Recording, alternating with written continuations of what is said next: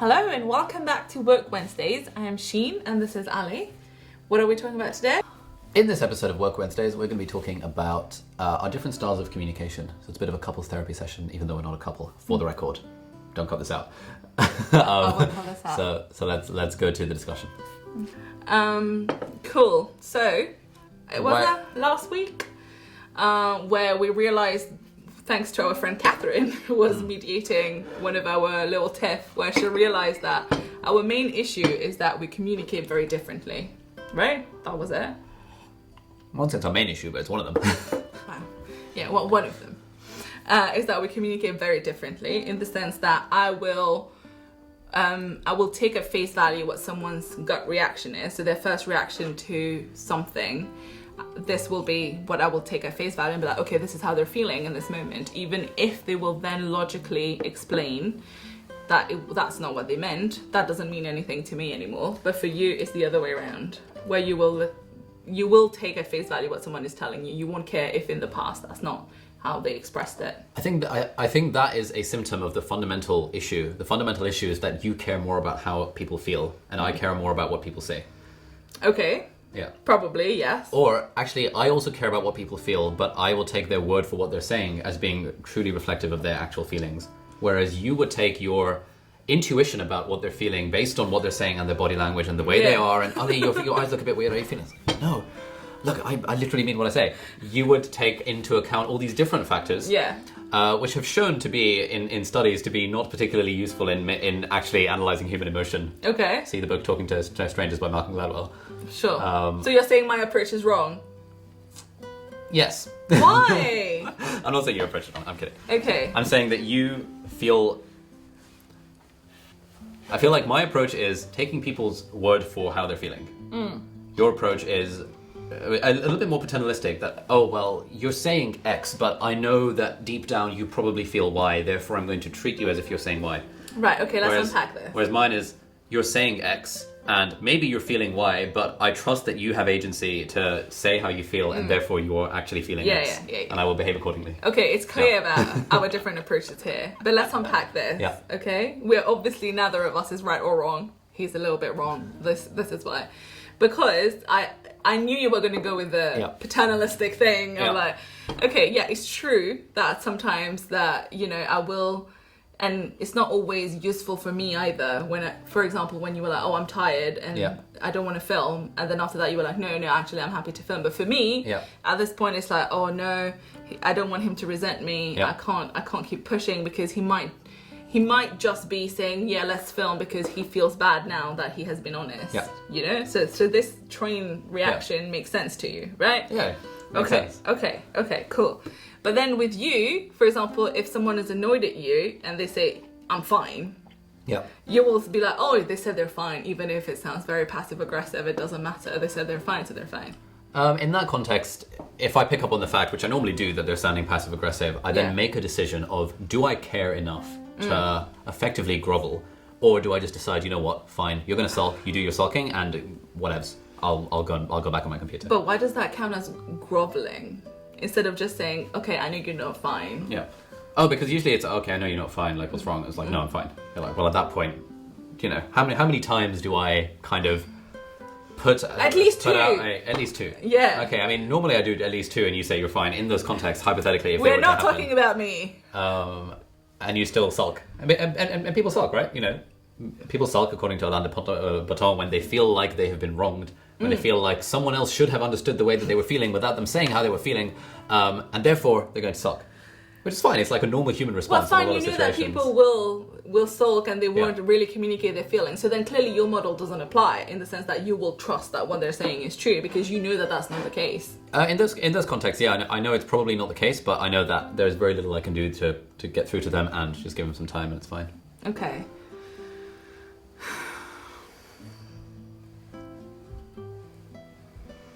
Fine, whatever. How do you feel about mine though? My way of reacting to these things. I mean, I think it's fine. I think, I think ultimately, the key thing is to know thy enemy, right? Yeah. It's to know the person that you're talking to. Yep. And when you're talking to me, for you to weave some elaborate story about how I'm actually not feeling fine, even though I say I'm feeling fine, how can you possibly have lived with me for the last 9 months and think that is the way I operate? Equally, I know you, and I know that, for example, if you say you're fine and you're not actually not fine, at that point I'm like, okay, she's actually not fine, but like, do I care or do I not care? And that becomes the choice about, do I be selfish about this or do I try and I don't know, get through to you, or do I just decide, you know what, let's give it some time? Because you've also said in the past that, sometimes I'm annoyed and I just need time. Yeah. In that context, me continuing to be like, Sheen, are you sure you're fine? Oh, are you sure? I don't think you're quite right, would lead to you getting annoyed. Right. But in this context of, why does this feel like couples therapy again? Let's say we shouldn't call this Woke Wednesdays, we should call it couples therapy. No, but what I was referring to was, for example, in the instance of the Work Wednesday when we were meant to film, and then you said you were tired initially, sure. And then I was like, okay, he doesn't want to film, and then after that I feel like we should tell the context of this too. That's what I'm telling the story right now. Okay. Right, we were meant to film. Before coming home, Ali was like, yeah, let's order bubble tea and let's We film. could have ordered bubble tea.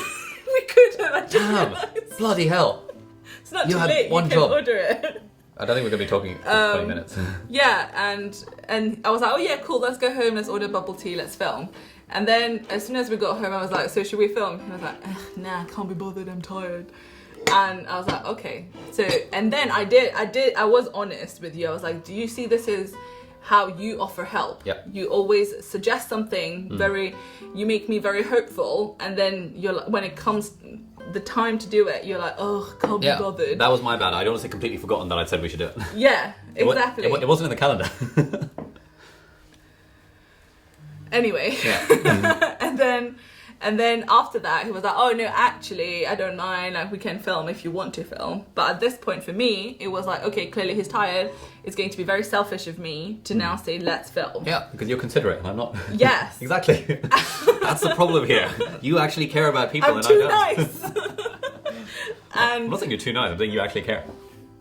but I'm also nice. Like I made you tea just now. You did. I'm not saying that's too nice. I think that's a good level of nice. Oh wow, okay. Yeah. But that's what we were comparing. So for me, his initial reaction was, okay, that's what I take into account. But for him, he was like, but I was being logical after that, blah, blah, blah. And then he said that because I said, okay, fine, we don't need to film. And then you said, no, but I want to film. And I said, no. And you were like, well, fine, do you want me to grovel more? Yeah. That was the same question again. Yeah. And like, do you see the problem now with the whole situation? I see the problem with the situation. We communicate in different ways. Yes. You don't take my word for how I'm feeling when I'm explicitly saying something. And you decide to not care about, even if you know that what I'm saying doesn't match how I'm feeling. In some contexts, Yes. even like in that context, in the context of that, where I said to you like 2 or 3 times, Sheen, I'm happy to film the video. Do you want to film the video? Mm-hmm. And you just said no.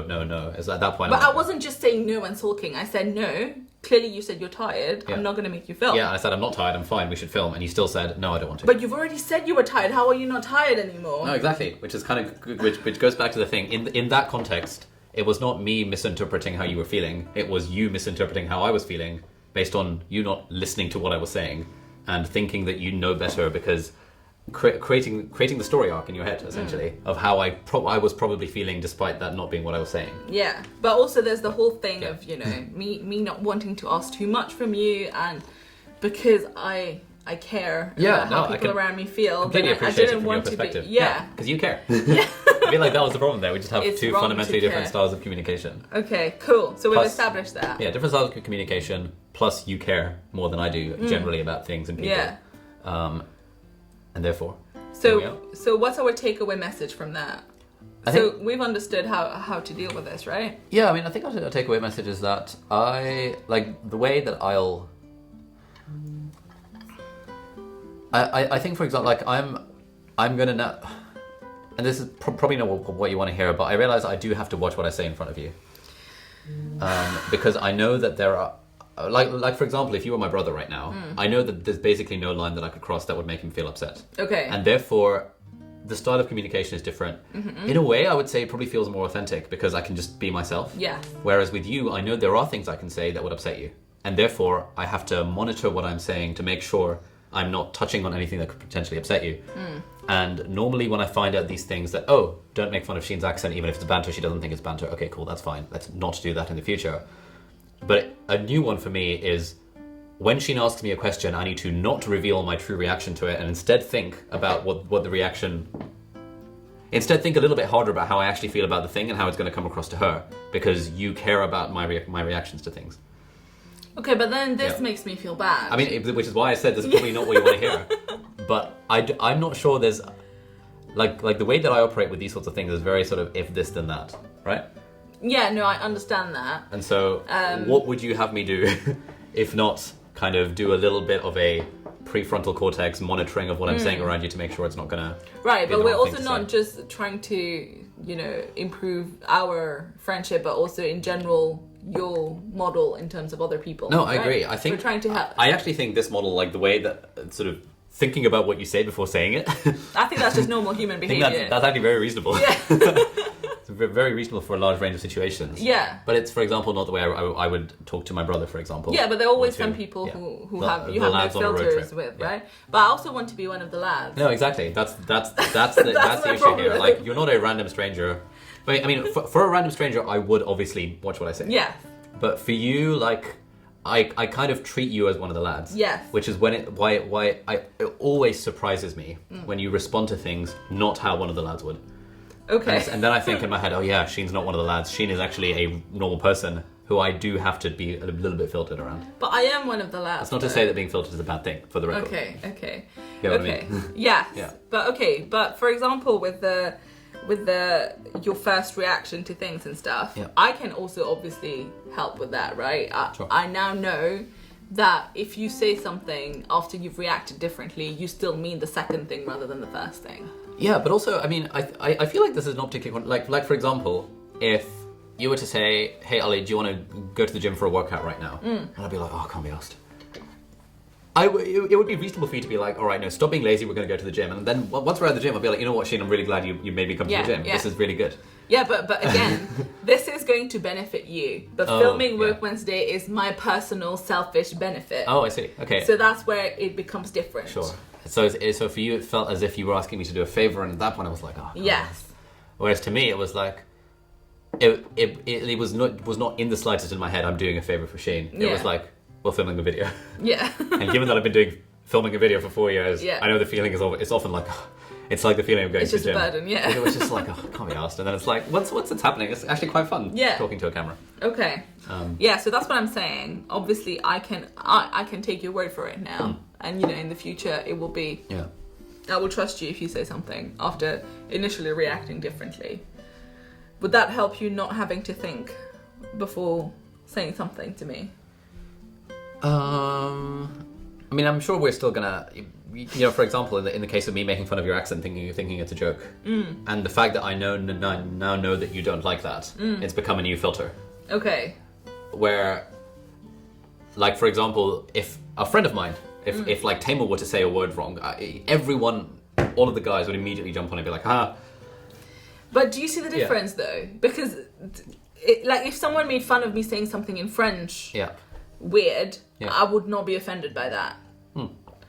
It's just when you're speaking a different language. Like, I need to make you watch that episode where everyone is making fun of Gloria in Modern Family. Oh, I've seen that episode, Yeah, so then she's like, you try speak a different language then, because it is an upward battle already. I can completely understand why you feel that way. Yeah. The point I'm making is that there's a filter. You can't compare, is what I'm saying. I'm not trying to compare. What I'm saying is that for some people there is a filter.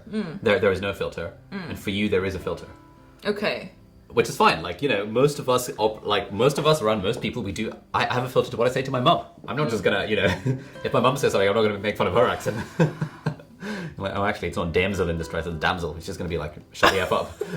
Obviously. But I don't want you to have a filter with me. Which is the problem. Like, why don't you want me to have a filter with you? Having a filter is human decency. A barrier. A filter is human decency. No, I know, but... You don't want to be a decent human around you. No, I want to be a lad. You want to be a lad? Yeah, I feel like it creates a barrier. And it's not much of a barrier. It is. It's just being mindful. But you take it as effort from your... I know it is effort for you. I mean, it's a bit of a change to the way that I would have to communicate around you. But that's fine. Like, we have different ways of communicating around different people. How accommodating. Like, I don't feel like it's effort communicating with my mum. But I still have that filter. I don't feel like it's effort communicating with, like, I don't know, my friend Lucia, for example, like, you know, but I still have a filter, right? So the filter, it's not like it's added effort. It's just, there's a filter. But I do think that when the way you say it, it means that... Okay, well, so again, you're saying, the way you're saying it, it sounds like what you no, feel I'm internally. trying to confirm. Shut up. I'm trying to confirm if this is what's going on in your head. Okay, I am not being paternalistic about this. I'm saying that for you, when you're saying you now have a filter, does this mean that there is a bit of a barrier in terms of your interaction with that person? What do you mean a bit of a barrier? Like, there are some things that you just wouldn't tell them. I mean, I wouldn't make fun of your accent from now that I know it's something that you're sensitive about. Okay. That's fine. But would it also then inform your other behaviors around me? So would you be more careful about what you make fun of? No. Okay. God damn it. Like, for example, I mean, I probably wouldn't make fun of your skin broadly. It's not something I've ever felt. What is there to make fun about with my skin? It's not something I've ever felt the need to make fun of, but it's like, for example, if you had like really bad acne, I would not at all make fun of your skin. Okay. Because I know that that's you know, that's a bit mean. That's a bit mean. Yeah. Having said that, you know, with Molly, for example, she's disabled. A lot of her closest friends will make fun. Yeah, exactly. So she's okay with very close friends making fun of the disability, and that's fine. And that's fine. But it's the same thing as, you know, how I'm really terrible with all the technology, and you make fun of me with that. I am fine with that because I also make fun of myself. Yeah, you know, hashtag women in STEM. Yeah, exactly. So that's fine. Yeah. But I'm just saying that... I mean, there are things that you are uniquely sensitive to, i.e. your accent being made fun of, which I would not have known because of the way that you speak English in a confident way and just your whole vibe. That does not automatically lead to the assumption Sheen would be sensitive about someone making fun of her accent. If, for example, you had acne, I wouldn't need to ask you, but I would know that don't make fun of, or just generally, don't make fun of someone's skin, don't make fun of someone's weight. Like, those are generally not nice things. Yeah. But making fun of an accent was, until you told me that this was bad, in the category of things that I could review about. Sure, but with the accent thing, there are some people that you wouldn't make fun of their accent, right? Even if you were good friends with them. Like, is it more because I am confident about the way I speak? Everyone makes fun of Paul's accent. He's Singaporean. Oh, poor Paul. I think he's okay with it. He's never said anything otherwise. Paul, tell him if you're not okay. I'm assuming Paul watches my YouTube channel. Yes. No, but that's the thing. Other people have done this with me as well in the past, and I don't want to call them out on it because I know that it's not malicious. Yeah. And they're usually close friends, so I don't want them to feel awkward about this. Yeah. And it's usually because they think I can take it. Yep. Right? I think that's very much the vibe. You and Catherine, for example, very much give off a vibe that you're one of the lads you can take the banter. But I can take banter most of the time. You can, yeah. Which is why... often validate my ladness, please. Yes, you can take banter most of the time, but there are some things about it that you can't take banter. Okay. And as a guy, and as most people in that situation making fun of your accent, the default assumption wouldn't be Sheen is sensitive about her accent. Right? Like, for example, if you had acne, the default assumption would be Sheen is sensitive about her skin, don't mention it. Right. But the accent thing is... unless someone else is in that place where they can relate, they probably just wouldn't realise that accent is something you shouldn't make fun of. Especially given, you know, they're probably, you know, my lad friends are broadly okay with their accent being mocked. You get what I mean? I think so. So having this filter is just, it's not any added effort, it's just being a decent human being and recognising that, like for example, I have a stutter. Very few of my friends, like almost none of my friends will make fun of my stutter if it comes out. Yeah, I would never make fun of you. Because that's just mean, right? Yeah. And it wouldn't be like, you know, my brother has to exert effort to not make fun of my stutter if it comes out. No. He just knows not to do that because it's just a bit of a dick move. Yeah. And so similarly to your accent, I now know that it's just a bit of a dick move to make fun of your accent. Yes. Therefore, I won't do it. Okay. It's not like it's extra effort. No, but we were just saying in context of you being you, which is, these things are not necessarily part of your natural model of things, right? What things? Like being mindful of other people. I mean, it is. Like if I know someone is sensitive or is likely to be sensitive about a thing, obviously I won't mention the thing. That's just a dick move. Okay. It's often in some, like, you know, I don't want to paint the picture that I'm some sort of emotionally completely weird. No one is going to believe that. But you can see how the accent thing in particular, given your brand as being a lad, yes, the accent thing doesn't quite gel with that unless someone is aware of the baggage surrounding the making fun of someone's accent who's a foreigner to a country. And I've never blah, blah, blah, said blah. it to you Exactly, in the past. So now I know. Okay. It's just like, oh, okay, cool. That's news to me. Yeah. Okay, cool. And what was I thinking about just now? Sorry, I forgot.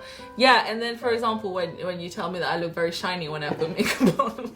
Okay, are you actually sensitive about the makeup thing? Okay, because I know that you're not sensitive about it, which is why I meant for most girls that I know, I would not mention makeup in the slightest. Right. But I kind of have a feeling that you can take it, and therefore it's funny. Yeah, every time I put makeup on, he's like, "You look so shiny." That is not very nice. Okay, but for the record, you're happy with that level of banter? Yes. Okay, fine. The makeup thing is funny. Please don't hate me in the comments for making fun of Sheen's makeup. Like, it's banter. You know, I wouldn't do it in a group necessarily. Yeah. Because I know that was bordering on me. Yeah. When it's just the two of us, being like, Sheen, why is your face so shiny? Why do you look shiny? Who are you dressing up for? Okay. Too Also, much to comprendre, as they say. see, I never make fun of you the way you pronounce French words really badly. I would love for you to make fun of me for the way I pronounce it. 'Cause it's banter. Like, I literally say French just to make you make fun of me. You're like, merci beaucoup. Obviously, I know that's not how it's pronounced. It's called merci beaucoup. But it's not mercy. No, it is. It's merci beaucoup. Okay. But I'm kind of giving you the bait to make fun of me in there. 'Cause it's just Why? funnier. Why do you want me to make fun of you? Banter, mate. But then when I make jokes that you are, detrimental in it, you don't laugh because you're like, oh yeah, why would I laugh about a joke that is, making fun I'll of be me? like, oh, Sheen, jokes are meant to be funny. Again, just playing into the brand of like, I'm not going to laugh at a joke at my expense unless it's genuinely a good one. But it's always good. I disagree. Often they're quite like surface level and quite easy. So I'm very sensitive about my humour. Can you please laugh at all of my jokes? This was funny, see? No, I was just kind of thinking like there's action and then there's lack of inaction. Yes. Right? Wait, what's lack of inaction? No, what's the phrase? There's like... No, it's inaction and lack of action. Yeah, inaction and... Yeah. No. So there's doing something that you want, and then there's not doing something that you don't want. And so, for example, not making fun of your accent is different to laughing at your jokes. Wow. Right? Where not making fun of your accent is reasonable, but I want everyone to laugh at my jokes is an unreasonable request. No, but I do want you to laugh at all of my I'll keep that in mind. Yeah, can you be mindful about that? I will try. I am very funny. Yes. Okay. Anyway, if we were talking about our different styles of communication, what would you like me to change? We've talked a lot about how you can be more accommodating to me. I don't want you to change, to be honest. Why? Unconditional friendship, mate. I accept you the way you are. I'm not trying to fix you. Now you make me look petty. I'm not trying to fix you, man.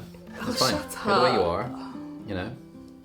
We all like and respect you for it, and that's how it is. It's because I'm already very perfect. That's why. Yes.